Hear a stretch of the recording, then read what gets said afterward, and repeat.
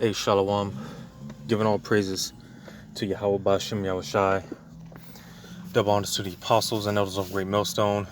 Yahweh Bashem, Yahushai Barakatham, to the hopefully elect.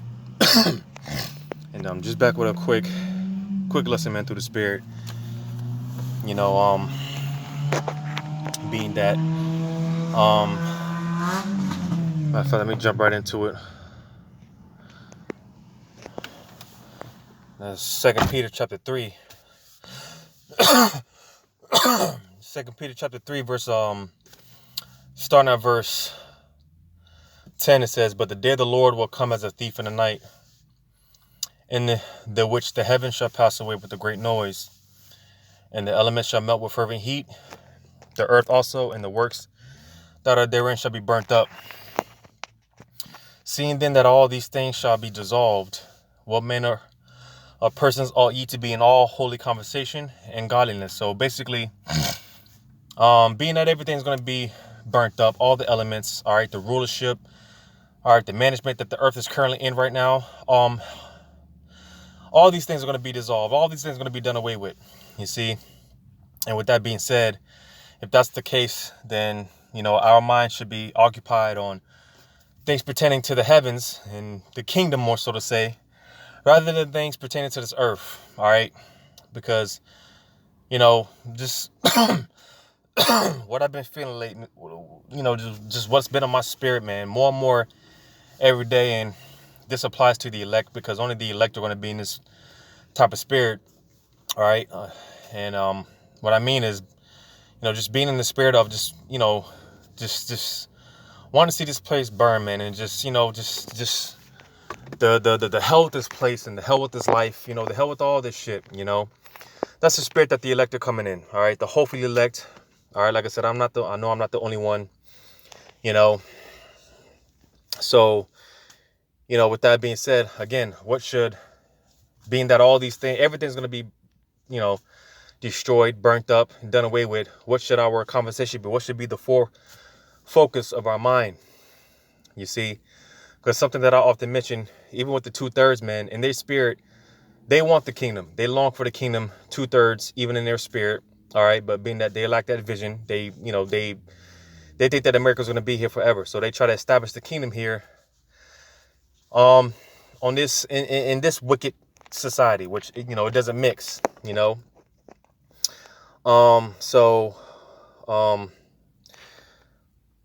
I'm gonna get this, because this is what really started. This is what really kind of motivated me to do this lesson, man. Because being that just because we hate our lives and whatnot, we hate this place, right? And when I say we hate our lives, I'm not, it's not to say that we're suicidal or anything like that, because the scripture, it tells you in the book of Wisdom of Solomon, the 1st chapter, not to seek death in the era of that life, So it's not to say that just because we hate our lives, we want to commit suicide or anything like that, because we do have to take care of our daily responsibilities, handle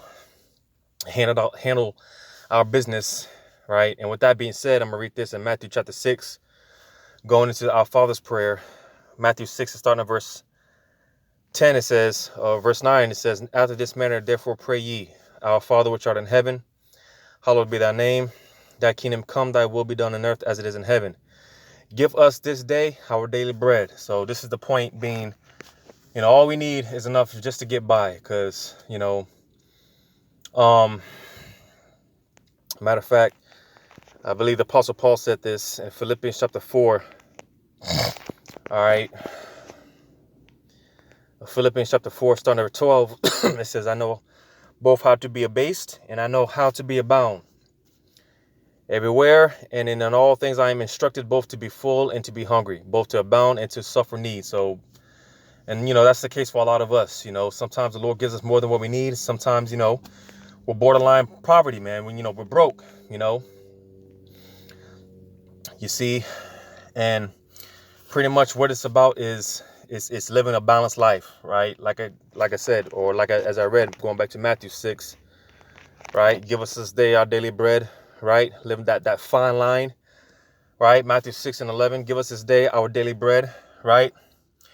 All we need is meat that is sufficient for us, man. Just to, we just need just enough to get by. Not too, not more, not less. Just that this so-called life that we live, all we need to focus on is living that, walking that fine line. All right. Like I said, it all goes back to balance.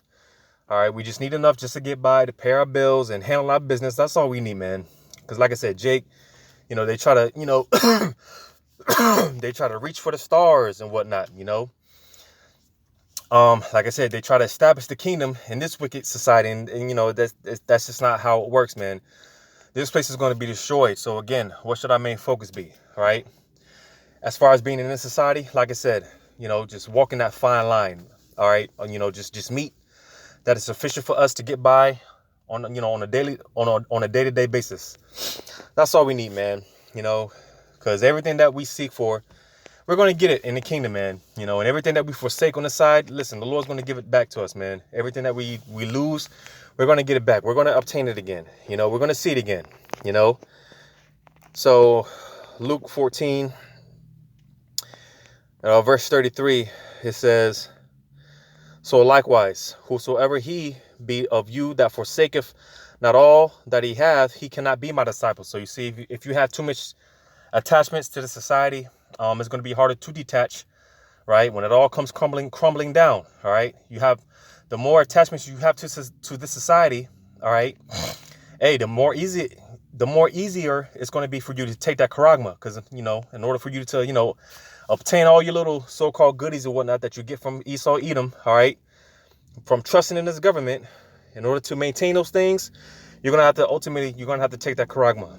You see, all these celebrities that have sold out, right? All these Floyd Mayweathers and LeBron James, Beyonce's, you best believe, man, they're going to, they receive their consolation. So when the time comes, in order to obtain all that, in order to keep all that, they're going to take that charagma, man. So you see, versus us on the other hand, the hopefully elect, we don't give a shit about none of this place. We don't give a shit about none of this stuff, man. Hey, I'm gonna just, I went for a walk earlier today, man, and I found some money, and hey, I'm just be honest, man, I was quick to spend it. I found some money. The Wadi, how about Shemal Shah? I found some money just lying on the ground. As I was going for my walk, and like I said, I ended up just spending it because it's kind of like it's just like, what's the point? I just spent it because eventually, hey, the dollar's going to become worthless. The dollar's going to collapse. The economy's going to collapse. All this is going to become worthless, man. I was just telling an individual today about how, hey, the only thing that the physical dollar, man, the only thing that's going to be worth is, as I always say, the only thing that's really going to be worth is to burn fire, right? Fuel for fire and wiping your ass, man. So all these things, man, is it's all going to come crumbling down. And again, the more attachments you have, the harder it's going to be to detach when it all comes crumbling down. You see, so again, at the end of the day, man, our attitude is the hell with this place, the hell with all this shit. All right. And we got to be in the mindset of, hey, leaving it all behind, because that's what it's going to come down to eventually, in the very not so distant future. All right. In the very near future, all this is going to, come crumbling down. All right. A lot of us, we're going to have to, lose jobs. A lot of us are going to lose homes. We're going to lose. Our wives are going to turn their backs on us, children. All right. We have to be willing to walk away from all this. And like I said, everything that we forsake for Yahweh Shemal Shai, we're going to get it back. So don't worry about it, man. I know it's easier said than done, but don't worry about it, man. I'm also read this in St. John chapter 12 and verse 25. It says, he that loveth his life shall lose it, and he that hateth his life in this world shall keep it unto life eternal. So you're seeing again, because it's not talking about, where it said, he that loveth his life shall lose it, right? And he that hateth his life in this world shall keep it unto life eternal. So like I said before, it's not to say that, we hate our lives, we hate this place, we hate, the hell with all this. And that's not saying we're depressed, we're suicidal. That's not what that's saying. But just knowing and understanding that, man, for one, listen, this whole earth, man, it's in desperate, dire need of a new rulership, man. We have to get the hell up out of here, man. You see, we can't wait for the kingdom, man, because again, you know, as the scripture said, man, this is not our rest, man. You know, real peace, real quietness, all that's going to come in the kingdom, and that's what we long for.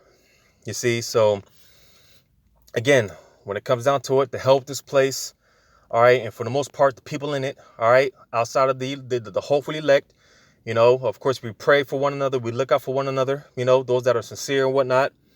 But when it comes down to everything else, man, the hell with this place, man, you know, the hell with this place, the hell with this so-called life that we live, all right, this isn't life, all right, real life is going to start when Yahushua comes and he redeems his elect. That's when real life is going to start, all right, that's when we're really going to live. All right. And that's what we seek for. That's what we long for, man. You know, but I'm also get this, man, in Philippians chapter 3, verse 8. Philippians chapter 3, verse 8, it says, yea, doubtless. And I count all things, matter of fact, verse 7. But what things were gained to me, those I count a loss for Hamashiach. Yea, doubtless, and I count all things but loss for the excellency of the knowledge of Hamashiach Yahushua my Lord, for whom I have suffered the loss of all things, and do count them but dung, that I may win Hamashiach. So you see, everything in this life, man, is you know, is shit, man.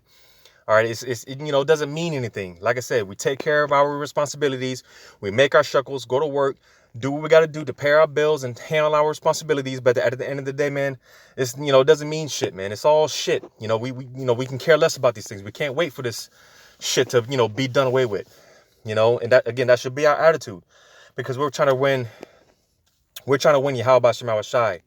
All right, the hell with this place and these people, the hell with waking up, working these bullshit 9-to-5 jobs, being taxed to death, right, being cursed out by our own women, and, you know, just the hell with all this, man.